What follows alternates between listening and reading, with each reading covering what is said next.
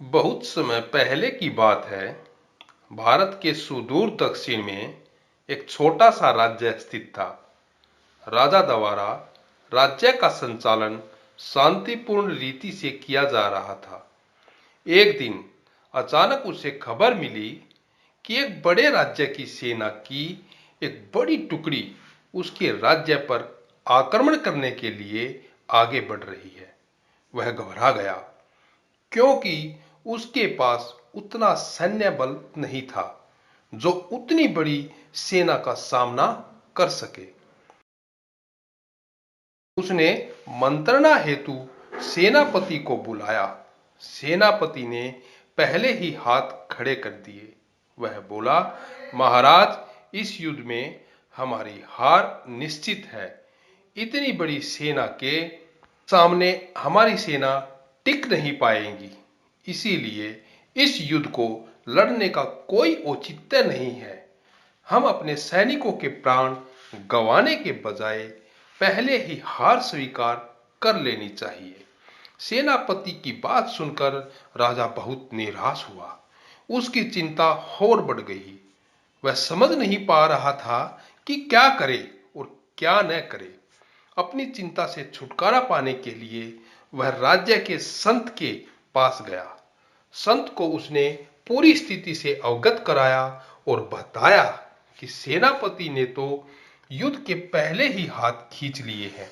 ये सुनकर संत बोले, राजन, ऐसे सेनापति को तो तुरंत उसके पद से हटाकर कारागृह में डाल देना चाहिए। ऐसा सेनापति जो बिना लड़े हार मान रहा है, उसे सेना का नेतृत्व करने का कोई भी अधिकार नहीं है।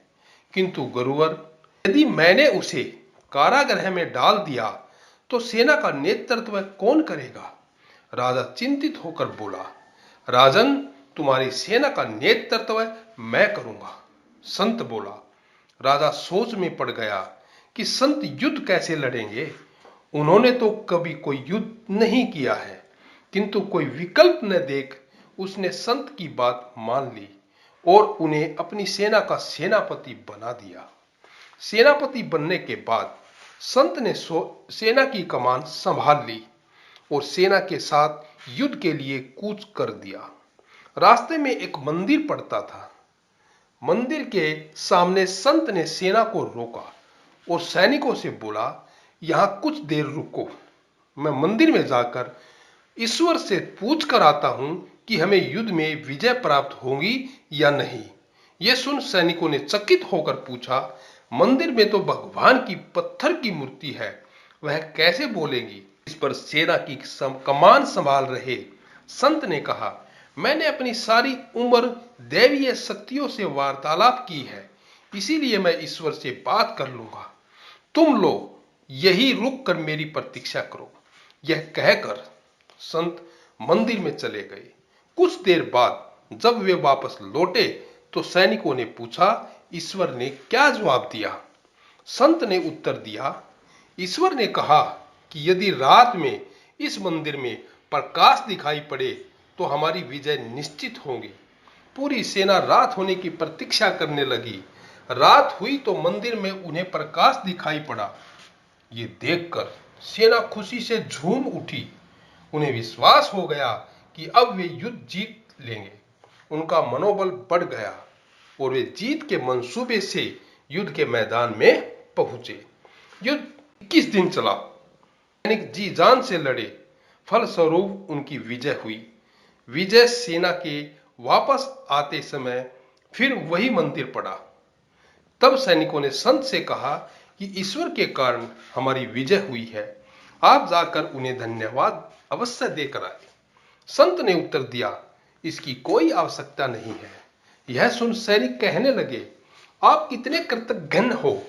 जिस ईश्वर ने मंदिर में रोशनी कर हमें जीत दिलाई, आप उनका धन्यवाद भी नहीं कर रहे। तब संत ने उन्हें बताया, उस रात मंदिर से आने वाली रोशनी एक दिए की थी और वह दिया मैं वहां जलाकर आया था। दिन में तो वो रोशनी दिखाई नहीं पड़ रही थी, किंतु रात होते ही दिखाई देने लगी और दिए की रोशनी देखकर तुम सब ने मेरी बात पर विश्वास कर लिया कि युद्ध में विजय हमारी ही होगी, क्योंकि भगवान कह रहे हैं। इस तरह तुम सबका मनोबल बढ़ गया और तुम जीत के विश्वास के साथ युद्ध के मैदान में गए और असंभव लगने वाली विजय, तुमने सब ने मेरी बात पर विश्वास कर लिया कि युद्ध में विजय हमारी होगी। इस तरह तुम सबका मनोबल बढ़ गया और तुम जीत के विश्वास के साथ युद्ध के मैदान में गए और असंभव लगने वाली विजय तुमने प्राप्त की। दोस्तों, इस कहानी से हमें सीख मिलती है कि खुद पर विश्वास रखे और मेहनत करते रहे। विश्वास की विजय एक दिन अवश्य होती है।